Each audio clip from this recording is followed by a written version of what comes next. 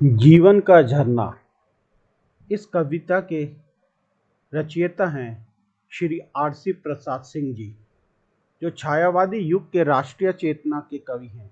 इनका जन्म 19 अगस्त 1911 में बिहार के समस्तीपुर जिले में एरौथ नामक गांव में हुआ था। तो जीवन का झरना, आज हम इस कविता को समझने की कोशिश करेंगे। और छात्रों, जो ये कविता है, इसको समझने से पहले हमें इसका उद्देश्य जानना जरूरी है।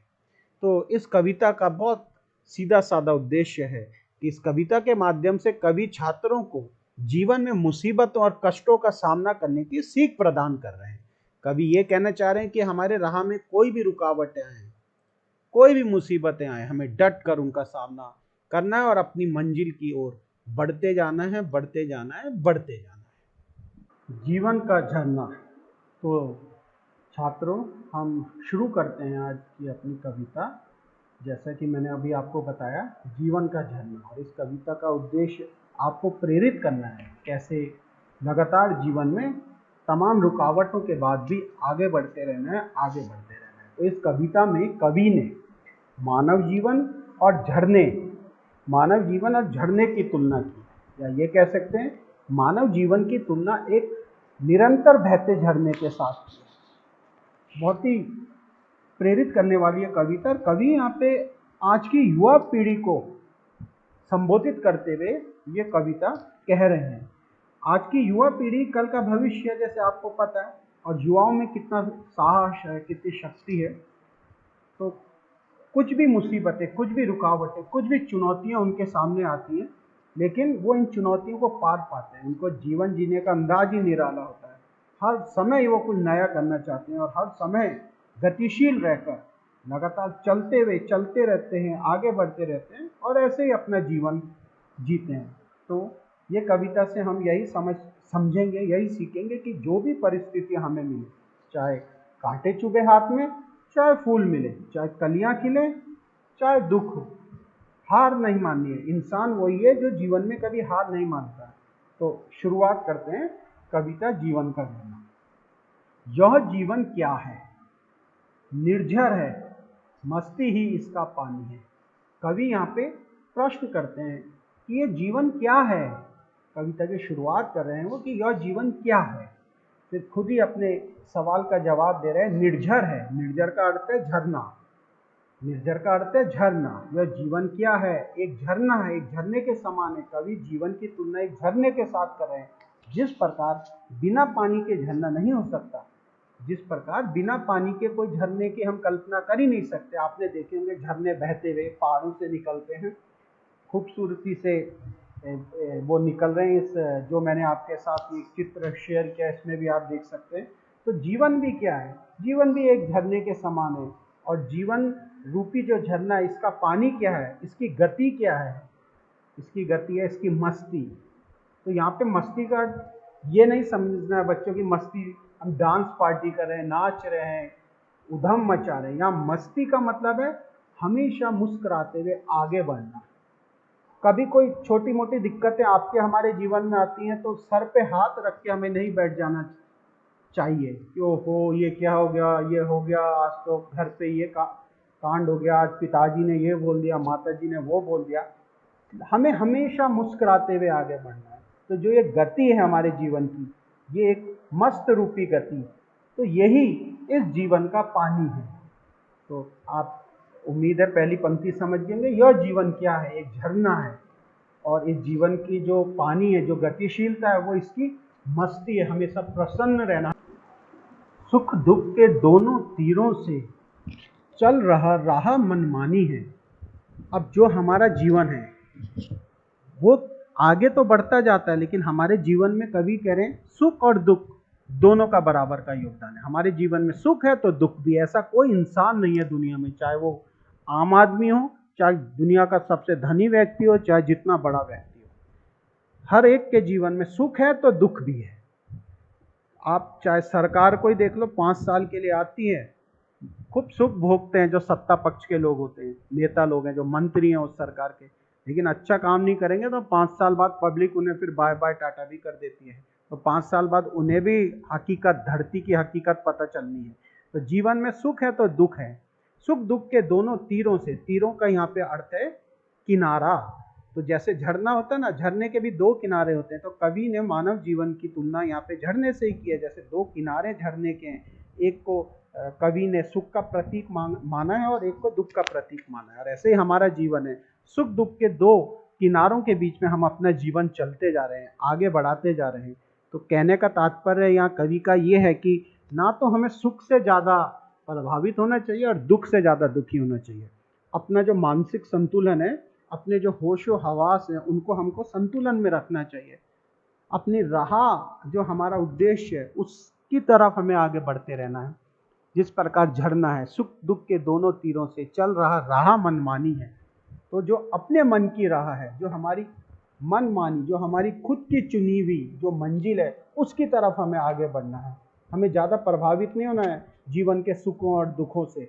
वो तो क्या है, आए हैं तो कल समय भी चेंज होगा, आज सुख है तो कल दुख होगा, कल दुख है तो अगले दिन सुख भी आएगा। तो इनकी हमें चिंता नहीं करनी है, बिल्कुल कैप्टन कूल की तरह हमें अपनी जो मंजिल हमारी चुनी हुई है उसकी तरफ आगे बढ़ते जाना है। कब फूटा गिरी के अंतर से, किस अंचल से उतरा नीचे, किस घाटी से बहकर आया, समतल में अपने को खींचे। तो कभी आगे बढ़ रहे हैं, जिस प्रकार एक झरना गिरी के अंतर से फूटता है। गिरी का यहाँ पे अर्थ है, गिरी का अर्थ होता है पहाड़, पर्वत।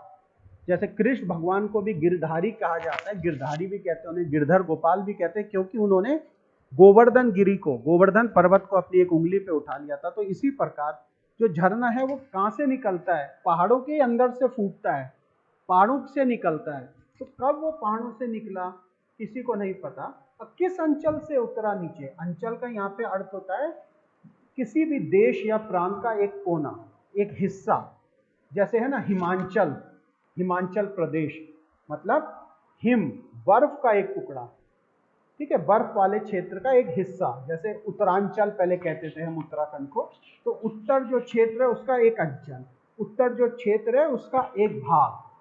तो इसी प्रकार जो झरना है वो कब पहाड़ के, कब वो पर्वत के अंदर से फूटा, बाहर निकला, और किस कोने से, दुनिया के प्रांत के, देश के किस भाग से वो नीचे उतरा, और किन घाटियों से वो बहकर आया, कितने टेढ़े मेढ़े घाटियां, ऊंची नीची घाटियों को पार करता हुआ कब वो समतल में अपने आप को पहुंचा दिया उसने। समतल का मतलब है मैदानी क्षेत्रों में। अब झरना देखो पहाड़ से निकलता है, गंगा नदी का ही आप उदाहरण ले लीजिए, हर्षिल के आगे गंगोत्री से गंगा निकलती है, वहां से बहते हुए आ रही है, कितनी मोड़े हैं, कितने रास्ते में उसके पहाड़, चट्टाने, उतार चढ़ाव आते हैं। फिर वहां से वो आ रही है ऋषिकेश, हरिद्वार, आगे काशी, बनारस, प्रयागराज, और फिर जाके गंगा सागर में वो पहुंच रही है। तो कितनी मंजिलें, कितनी रुकावटों के पार आगे बढ़ के वो अपनी मंजिल में पहुंच रही है। तो ऐसे ही मनुष्य का जीवन है, आपका जीवन है, युवाओं का जीवन है। वो कहाँ से आए हैं, कहाँ से उतरे हैं, अपनी राह की तरफ जा रहे हैं, लेकिन उन्हें अपनी खुशबू, अपनी महक, जो उनकी योग्यता है, वो हर तरफ बिखेरनी है। चाहे रास्ते में कितनी घाटियां आए, कितने अवरोध आए, कितनी रुकावटें आए, कितनी चुनौतियां आए, उनको आगे बढ़ते हुए जाके अपने जीवन की गति को बरकरार रखें। निर्झर में गति है, जीवन है, वो आगे बढ़ता जाता है। धुन एक सिर्फ है चलने की, अपनी मस्ती में गाता है। तो कवि यहाँ आपसे कह रहे हैं मेरे युवा साथियों कि जिस प्रकार झरने में एक गति है, यानी गतिशीलता है, वो हमेशा आगे बढ़ता जाता है, उसमें जीवन है, इसीलिए वो निरंतर आगे बढ़ता जाता है। और जीवन क्यों है? क्योंकि गतिशीलता है। अगर स्थिरता आ गई, हम रुक गए, तो जीवन गया, जड़ हो जाएंगे हम। तो जैसे झरना है, हमेशा आगे बढ़ रहा है। झरने में क्या धुन है, क्या ललक है, क्या पागलपन है, क्या जुनून है, सिर्फ आगे बढ़ने का, सिर्फ चलते रहने का। इसलिए झरना एक निर्झर अपनी मस्ती में, अपनी धुन में गुनगुनाते हुए आगे बढ़ता जा रहा है, बढ़ता जा रहा है, चलता जा रहा है। तो आपको भी मेरे युवा दोस्तों एक झरने के समान जीवन अपनाना है, आपको आगे बढ़ना है, अपने जीवन में निरंतरता लानी है, गतिशीलता लानी है, अपनी मंजिल की तरफ बढ़ना है। और आप पे क्या जुनून होना चाहिए, क्या धुन होनी चाहिए अपनी मंजिल को पाने की, अपनी मंजिल की तरफ चलने की। और इस जो ये मार्ग है, जो ये गतिशीलता है, इसका आपको आनंद उठाना है और अपनी मस्ती में, अपनी धुन में गुनगुनाते हुए, बिना किसी की परवाह किए हुए आगे बढ़ते जाना है। बाधा के रोड़ों से लड़ता, बाधा के रोड़ों से लड़ता, वन के पेड़ों से टकराता, बढ़ता चट्टानों पर चढ़ता, चलता यौवन से मदमाता। तो कवि कह रहे हैं कि जैसे झरना तमाम बाधाओं से लड़ता भिड़ता आगे बढ़ता जाता है, और तमाम बाधाएं आती होंगी झरने के जीवन में। हमने पिछली पंक्तियों में पढ़ा कि पता नहीं किस अंचल से उतरा नीचे, किस देश या प्रांत के कोने से झरना नीचे उतरा है, लेकिन तब भी वो तमाम बाधाओं से, तमाम रुकावटों से, जंगल के पेड़ों से, चट्टानों से लड़ता भिड़ता अपनी मंजिल की तरफ बढ़ता जाता है, क्योंकि उसके पास एक जोश है। तो इसी तरह आपको भी युवा साथियों, जीवन में आने वाली बाधाओं से लड़ना है, चुनौतियों को पार पाना है। कोई भी आपकी कितनी टांग खींचने की कोशिश करे, आपको अपने मार्ग से नहीं भटकना है, आपको आगे बढ़ना है। जीवन में अगर चट्टान रूपी रुकावटें भी आपके सामने आती हैं तो उन पे चढ़ाई करनी है, उन पे चढ़ाई करके अपनी मंजिल की ओर बढ़ना है, क्योंकि आपके पास यौवन है। यौवन का अर्थ है यहाँ पे जवानी, युवा जोश, और युवा जोश में इतना साहस और शक्ति होती है कि आप किसी भी प्रकार की मुसीबतों और कष्टों का सामना कर सकते हैं। तो आपके तो जीवन जीने का अंदाज ही अलग है, क्योंकि आपके पास युवा ताकत है, यौवन है। तो इसी तरह एक झरने की तरह आपको भी अपने जीवन में आगे बढ़ना है, बिना किसी की परवाह किए हुए, मस्ती में गुनगुनाते हुए अपनी मंजिल पानी है। जीवन का झरना। तो छात्रों, हम शुरू करते हैं आज की अपनी कविता। जैसा कि मैंने अभी आपको बताया, जीवन का झरना, और इस कविता का उद्देश्य आपको प्रेरित करना है, कैसे लगातार जीवन में तमाम रुकावटों के बाद भी आगे बढ़ते रहना है, आगे बढ़ते रहना है। तो इस कविता में कवि ने मानव जीवन और झरने, मानव जीवन और झरने की तुलना की, या ये कह सकते हैं मानव जीवन की तुलना एक निरंतर बहते झरने के साथ की। बहुत ही प्रेरित करने वाली है कविता। कवि यहाँ पे आज की युवा पीढ़ी को संबोधित करते हुए ये कविता कह रहे हैं। आज की युवा पीढ़ी कल का भविष्य है, जैसे आपको पता है, और युवाओं में कितना साहस है, कितनी शक्ति है। तो कुछ भी मुसीबतें, कुछ भी रुकावटें, कुछ भी चुनौतियां उनके सामने आती हैं, लेकिन वो इन चुनौतियों को पार पाते हैं। उनको जीवन जीने का अंदाज ही निराला होता है। हर समय वो कुछ नया करना चाहते हैं, और हर समय गतिशील रहकर लगातार चलते रहते हैं, आगे बढ़ते रहते हैं, और ऐसे ही अपना जीवन जीते हैं। तो ये कविता से हम यही समझेंगे, यही सीखेंगे कि जो भी परिस्थितियां हमें मिले, चाहे कांटे चुभे हाथ में, चाहे फूल मिले, चाहे कलियां खिले, चाहे दुख हो, हार नहीं माननी है। इंसान वही है जो जीवन में कभी हार नहीं मानता। तो शुरुआत करते हैं कविता जीवन का झरना। यह जीवन क्या है, निर्झर है, मस्ती ही इसका पानी है। कवि यहाँ पे प्रश्न करते हैं कि ये जीवन क्या है। कविता की शुरुआत कर रहे हैं वो कि यह जीवन क्या है, फिर खुद ही अपने सवाल का जवाब दे रहे हैं। निर्झर है, निर्झर का अर्थ है झरना, निर्झर का अर्थ है झरना। यह जीवन क्या है, एक झरना है, एक झरने के समान है। कवि जीवन की तुलना एक झरने के साथ कर रहे हैं।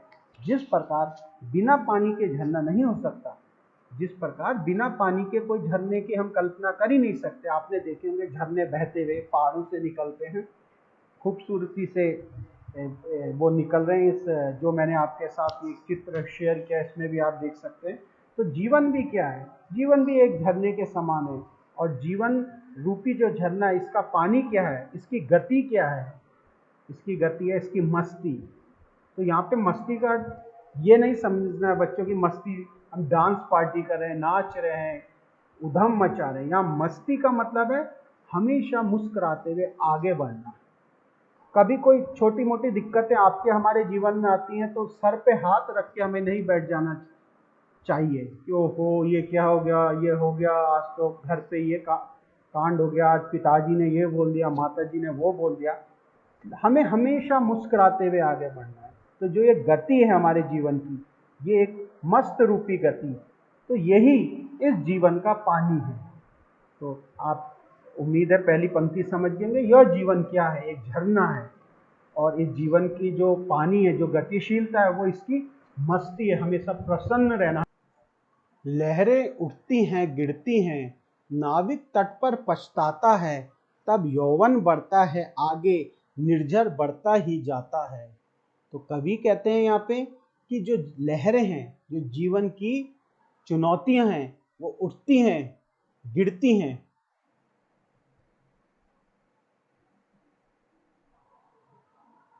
लहरें उठती हैं गिरती हैं, नाविक तट पर पछताता है, तब यौवन बढ़ता है आगे, निर्झर बढ़ता ही जाता है। तो कवि कह रहे हैं यहाँ पे कि जो जीवन में जो लहरें हैं, या जो झरने की राह में भी जो लहरें उठती हैं और लहरें गिरती हैं, तो नाविक तट पर पछताता है। नाविक मतलब आम इंसान क्या करता है, उन लहरों में कूदने से डरता है। वो कहता है कि मैं कोने में ही रहूं, यार कहीं ये लहरें मुझे डुबा ना दे। उसके दिल में घबराहट है। नाविक नाव को चलाने वाला, तो वो कहता है भाई मैं तो नहीं इन लहरों में कूदने वाला हूं, मैं यहीं बैठ के इंतजार करूंगा। लेकिन ऐसी स्थिति में यौवन आगे बढ़ता है। तब यौवन बढ़ता है आगे, मतलब जो युवा हैं, जो युवा पीढ़ी है, जो युवा जोश है, जिसमें कुछ कर दिखाने की उमंग है, जिसके मन में कोई खौफ नहीं है, वो किसी से नहीं डरता, वो आगे बढ़ता है एक झरने की तरह, एक निर्झर की तरह। फिर वो कूदता है उन लहरों में, फिर वो उन संकटों का सामना करता है।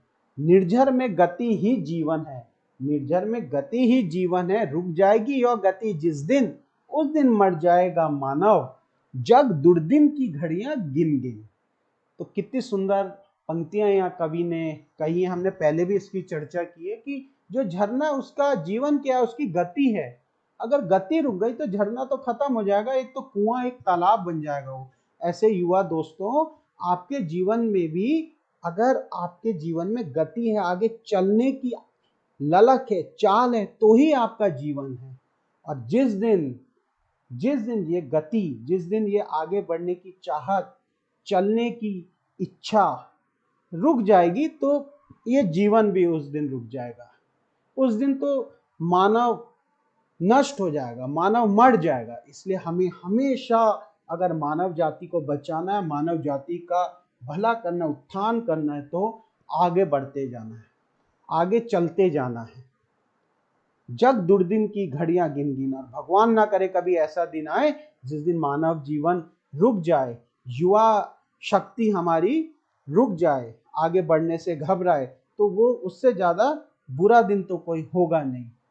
जो ये दुनिया है, उस बुरे दिन को हम देखना भी नहीं चाहते, उस समय तक हम पहुंचना भी नहीं चाहते, क्योंकि उस दिन तो मानव सभ्यता भी खत्म हो जाएगी। इसलिए कभी नहीं रुकना, एक झरने के समान हमेशा आगे बढ़ना है, आगे बढ़ना है, आगे बढ़ना है। निर्झर कहता है बड़े चलो, देखो मत पीछे मुड़कर। यौवन कहता है बड़े चलो, सोचो मत होगा क्या चलकर। तो झरना है जो आगे बढ़ रहा है, बढ़ता ही जा रहा है, वो भी यह संदेश दे रहा है कि बढ़ते चलो, पीछे कभी मुड़ के मत देखो, पीछे मत मुड़ के देखो, हमेशा आगे बढ़ो। और जो आपका युवा जोश है, जो आपकी युवा ताकत है, जो आपका यौवन है, वो भी आपको यही कह रहा है कि जीवन में आगे बढ़ना है, रुकना नहीं है।